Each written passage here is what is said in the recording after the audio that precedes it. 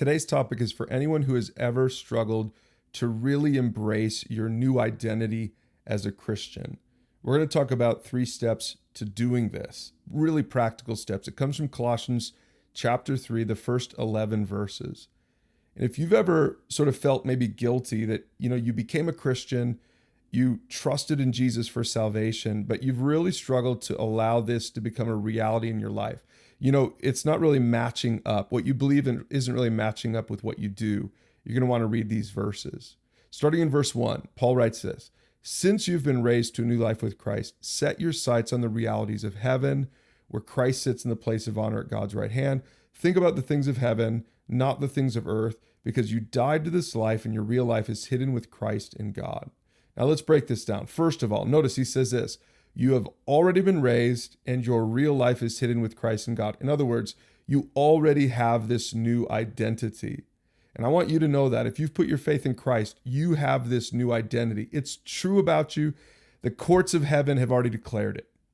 But maybe your friends can't see it, and that's why Paul says this: set your sights on what's really true in heaven. Think about those things. So see, what Paul is doing here is he's saying you have this new identity, but there are some practical things that you need to do in order to embrace this. And here's the first step: stop looking down for the answers. You're trying to find your identity in your friendships, in your marriage, in your kids, in your work life, in your grades, whatever. Stop looking down for your identity. Stop looking down for the answers. The answer starts first and foremost in heaven. You are a child of God. Remember that. Back to the text, verse 5. "So, in light of this, put to death the sinful earthly things that lurk within you." And then he makes a list: immorality, impurity, lust, evil desires, greed.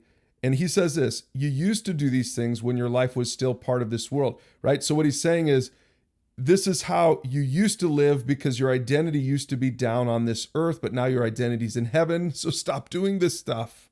Can you relate to this? So number 2, put to death your old life.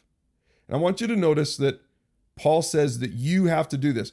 God's not going to put it to death for you. You've become a child of God. You've put your faith in Christ, but you have to participate with Jesus in this. So you have to practically break some of those old habits. So make a list of some of those old habits and put them to death. That's what Paul's saying here. Back to the text. One more thing.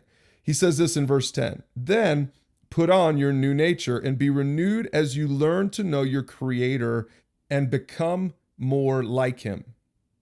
Right? So what Paul is saying, and Paul had to do this himself. Think about Paul's own story, Paul's own testimony. He had to put on a new nature and put to death his old nature. And that's really what we're saying. Put on your new life with Jesus. Just like you have to make a decision, intentionally make decisions every day to put to death those old habits, those habits that die hard with your old identity, right? The way you used to live before you became a Christian. He says, then don't just leave your life empty of habits. Now, replace those old, death-filled habits. Replace them with new life-giving habits with Jesus. Think about it, like prayer time, reading your word, connecting with others, starting to disciple somebody. Make your own list. Put on the new nature when you put to death the old nature. And then you'll begin to experience the new identity that is already yours in Jesus.